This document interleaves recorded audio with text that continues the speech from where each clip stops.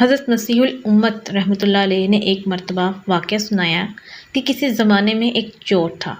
وہ ایک بادشاہ کے محل میں چوری کرنے کے ارادے سے گیا۔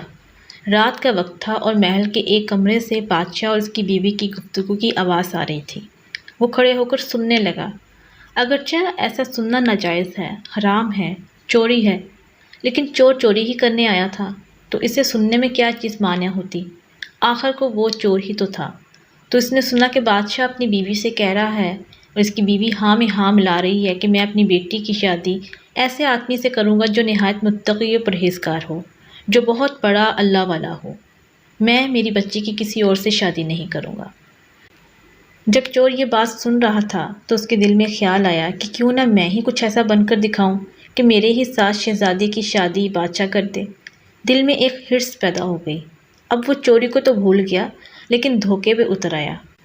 گھر جا کر بہت دیر تک وہ سوچنے لگا کہ کس طرح میں اس بات میں کامیاب ہو سکتا ہوں۔ تو ایک تدبیر اس کی سمجھ میں آئی کہ بادشاہ کے محل کے قریب ایک مسجد ہے۔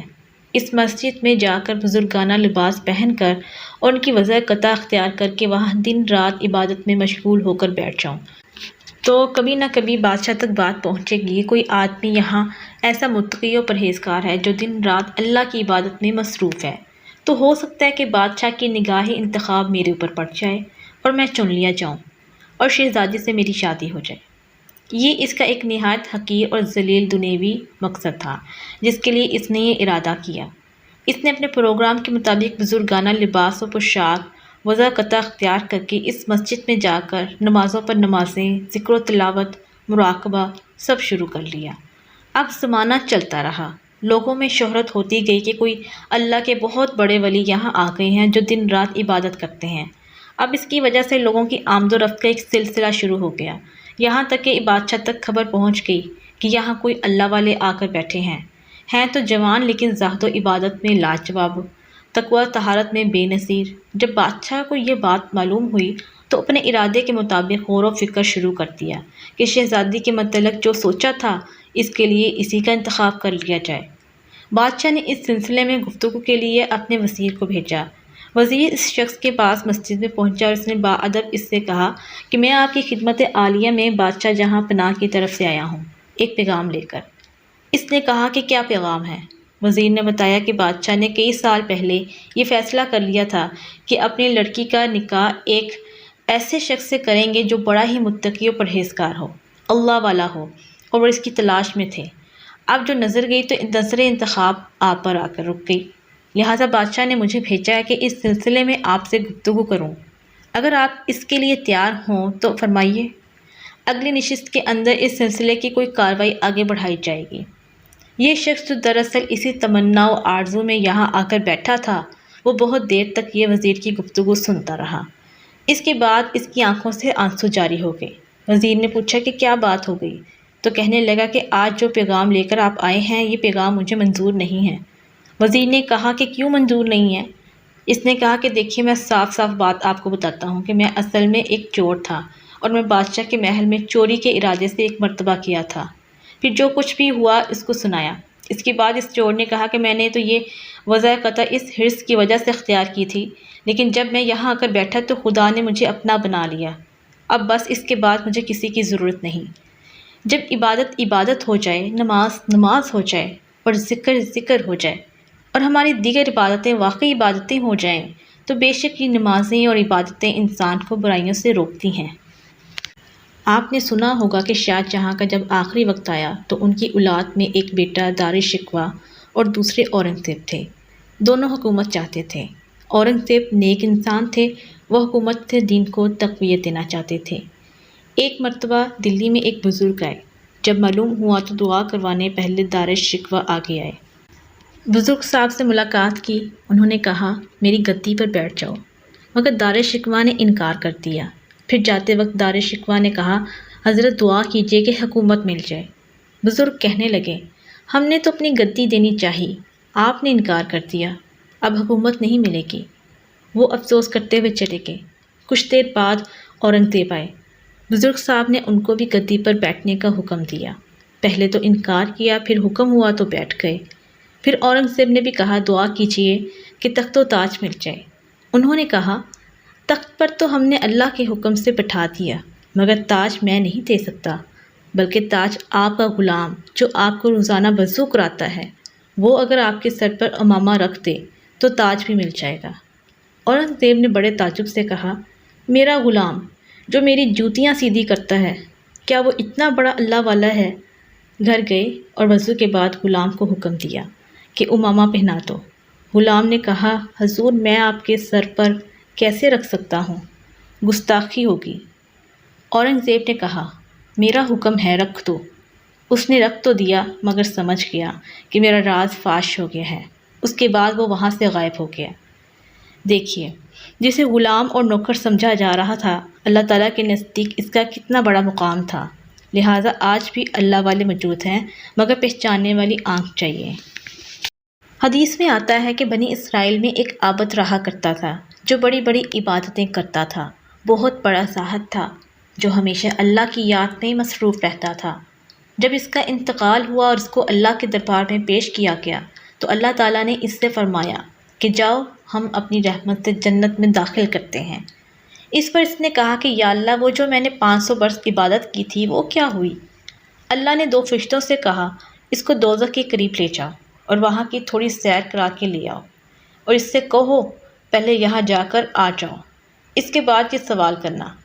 فرشتے اس کو دوزخ کے قریب لے گئے۔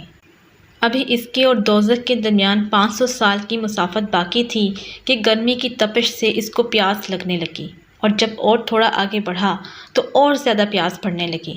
اس نے پانی تلاش کیا مگر ادھر ادھر اس کو پانی نظر نہیں آیا۔ اتنے میں اس نے دیکھا کہ سامنے ایک فرشتہ اپنے ہاتھ میں ایک کٹورا پانی لیے ہوئے کھڑا ہے۔ اس نے اس فرشتے سے کہا، مجھے بڑی شدت کی پیاس لگی ہے، تھوڑا پانی پلا دو۔ اس نے کہا، 1 گلاس پانی کی قیمت 500 برس کی عبادت ہے۔ اس عابد نے کہا، میرے پاس تو 500 برس کی عبادت ہے، مجھے پانی دے دو اور یہ 500 برس کی عبادتیں لے لو۔ اس فرشتے نے پانی دے دیا۔ وہ پانی پی کر اور آگے بڑھا تو پھر پیاس کی وجہ سے اس کو بے قراری ہونے لگی۔ وہ پریشان ہو رہا تھا۔ دیکھا کہ ایک فرشتہ اپنے ہاتھ میں ایک کٹورا پانی لیے ہوئے کھڑا ہے۔ اس نے اس فرشتے سے کہا، مجھے بڑی شدت کی پیاس لگی ہے، پانی دے دو۔ اس نے کہا کہ 1 گلاس پانی کی قیمت 500 برس کی عبادت ہے، اگر تمہارے پاس ہے تو لے لو۔ اب کہاں سے دیتا؟ جو تھی وہ پہلے دے چکا تھا۔ اس کے بعد فرشتے اس کو لے کر اللہ کے دربار میں آئے۔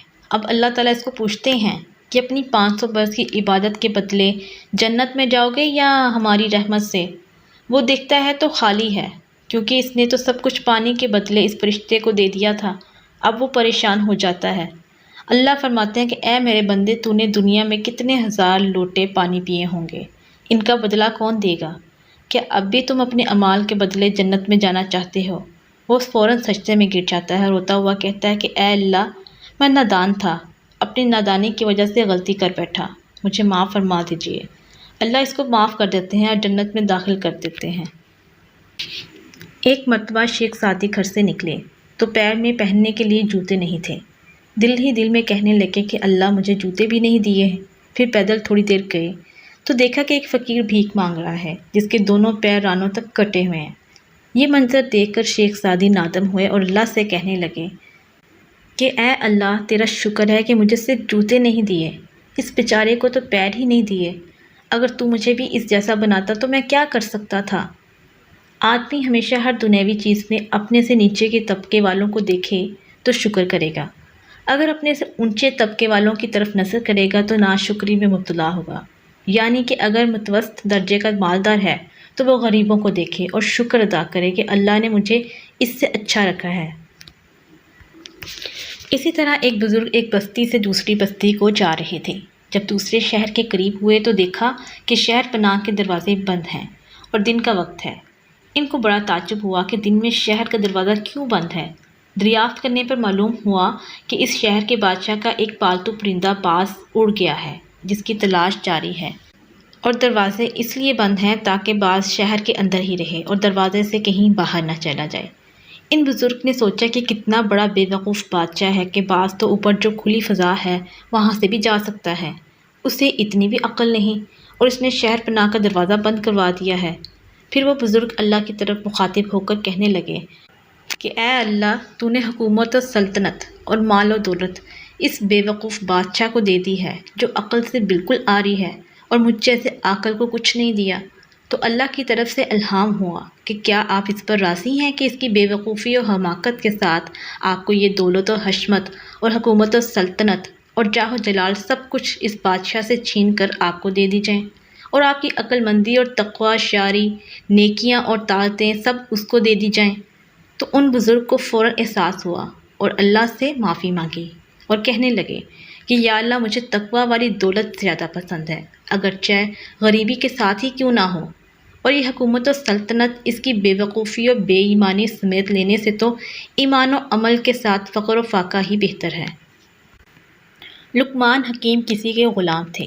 ایک مرتبہ باغ میں ان کا آقا آیا اور ایک پھل کاٹ کر حضرت لقمان کو دیا تو وہ مزے لے کر کھانے لگے۔ جب ایک ٹکڑا وہ خود کھایا تو معلوم ہوا کہ بڑا کڑوا پھل ہے۔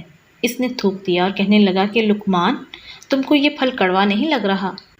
تو حضرت لقمان نے جواب دیا کہ آپ کے ہاتھ سے میں نے کتنی میٹھی میٹھی چیزیں کھائی ہیں، آج ایک مرتبہ آپ کڑوا پھل کھلا دیں تو کیا میں شکوہ کروں؟ کیسا عجیب جواب دیا! اگر ہم بھی اللہ کے بارے میں ایسا ہی خیال کریں تو ہماری کیا حالت ہوگی؟ اللہ کو ناشکری پسند نہیں، اگر شکر کرو گے تو نعمت میں اضافہ ہوگا، اگر مال دے دے تو بھی خوش رہو اور نہ دے تو بھی خوش رہو۔